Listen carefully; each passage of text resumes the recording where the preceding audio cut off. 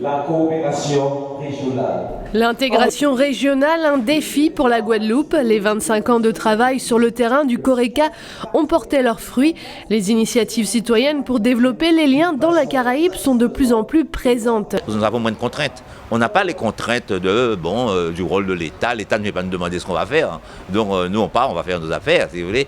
Et quand on est une institution, il y a la contrainte étatique, il y a la contrainte du pouvoir de l'État, de la souveraineté de l'État, des limites de compétences. Tout ceci fait qu'effectivement, aujourd'hui, le terreau de la coopération, c'est la société civile. En effet, la Guadeloupe est dépendante des politiques menées par le gouvernement français et de ses mécanismes diplomatiques. Pendant des années, CORECA a été justement un instrument de cette coopération entre la Guadeloupe et la Sainte-Lucie, une coopération qui était quasiment inexistante. Donc avec le CORECA, ils ont tissé des liens avec l'association Sainte-Lucie, DFA, et ils ont fait beaucoup de très bons boulots ensemble, de très bonnes manifestations qui ont créé des liens entre le peuple de la Guadeloupe et de Sainte-Lucie.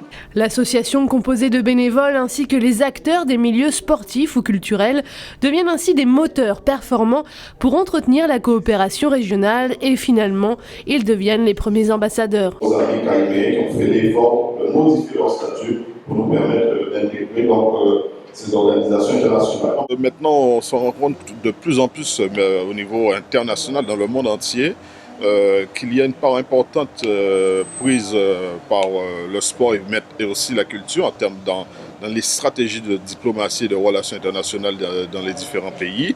On ne se fait plus la guerre avec seulement des armes et les guerres conventionnelles, mais il y a également aussi la compétition économique, mais il y a aussi l'affirmation de l'existence et de l'identité culturelle. Et il y a également aussi cette compétition sportive, l'accueil des événements sportifs, le développement du sport, le rayonnement d'un pays à travers ses sportifs et aussi la coopération et les échanges entre les hommes. Multiplier les passerelles au sein des sociétés civiles et surtout simplifier les relations interrégionales, un programme de titan que le CORECA entend bien poursuivre dans les années à venir.